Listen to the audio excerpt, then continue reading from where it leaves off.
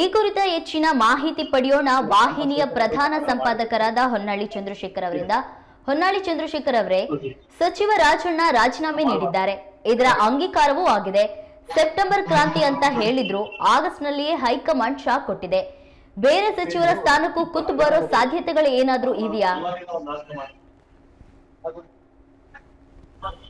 ಮೇಘನ ಸಹಕಾರ ಸಚಿವ ರಾಜಣ್ಣ ಅವರು ಕೊಟ್ಟಂತ ರಾಜೀನಾಮೆ ಈಗ ಅಂಗೀಕಾರ ಆಗಿದೆ. ಮುಖ್ಯಮಂತ್ರಿ ಸಿದ್ದರಾಮಯ್ಯ ಅವರನ್ನ ಭೇಟಿ ಮಾಡಿ ಅವರು ತಮ್ಮ ರಾಜೀನಾಮೆಯನ್ನ ಸಲ್ಲಿಸಿದ್ದಾರೆ. ಸೆಪ್ಟೆಂಬರ್ ಕ್ರಾಂತಿ ಆಗುತ್ತೆ ಅಂತ ಹೇಳ್ತಾ ಇದ್ರೆ, ಈಗ ಅವರ ರಾಜಕೀಯ ಬದುಕಿನಲ್ಲೇ ಈಗ ಕ್ರಾಂತಿ ಆದಂತಾಗಿದೆ. ಈಗ ಸೆಪ್ಟೆಂಬರ್ ನಲ್ಲೇ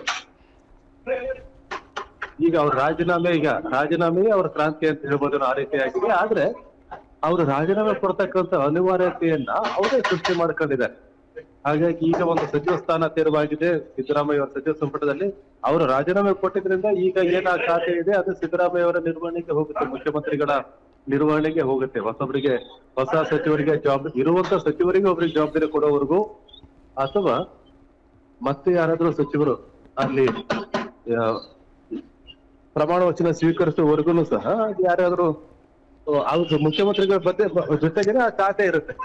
ಹಾಗಾಗಿ ಈಗೇನು ಆ ಖಾತೆ ಒಂದು ಹುದ್ದೆ ಕಡಿಮೆ ಆಗಿದೆ. ಈಗ ಒಂದು ಸಚಿವ ಸ್ಥಾನ ಕಡಿಮೆ ಆಗಿದೆ.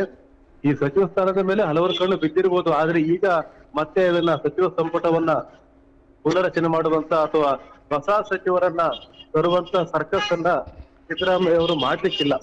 ಯಾಕಂದ್ರೆ ಅದೊಂದು ರೀತಿ ಜೇನುಗೂಡಿಗೆ ಕೈ ಹಾಕುವಂತ ವಿಷಯ ಅದು. ಹಾಗಾಗಿ ಹೊಸ ಸಚಿವರ ನೇಮಕ ಸದ್ಯಕ್ಕೆ ಆಗುವ ಸಾಧ್ಯತೆ ಕಡಿಮೆ ಇದೆ. ಅದೇನೋ 2.5 ವರ್ಷ ಅಂತ ಹೇಳ್ತಿದ್ರಲ್ಲ, ಅದೇನಾದ್ರೂ ನಿಜವಾಗ್ಲೂ ಹೌದಾಗಿದ್ರೆ 2.5 ವರ್ಷದ ಸಂದರ್ಭದಲ್ಲಿ ಏನಾದ್ರು ಬದಲಾವಣೆ ಆಗ್ಬೋದಾ ಅಂತ ನೋಡ್ಬೇಕಾಗಿದೆ.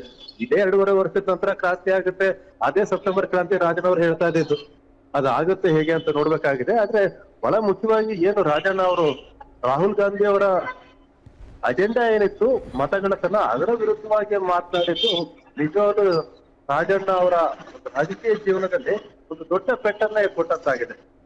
ರಾಜ್ಯವನ್ನು ಕೊಟ್ಟಿದ್ದಾರೆ, ಸ್ಥಾನ ತೆರವಾಗಿದೆ. ಮುಂದಿನ ದಿನಗಳಲ್ಲಿ ಏನಾಗುತ್ತೆ ಅಂತ ನೋಡ್ಬೇಕಾಗಿದೆ ಬೇಗನೆ.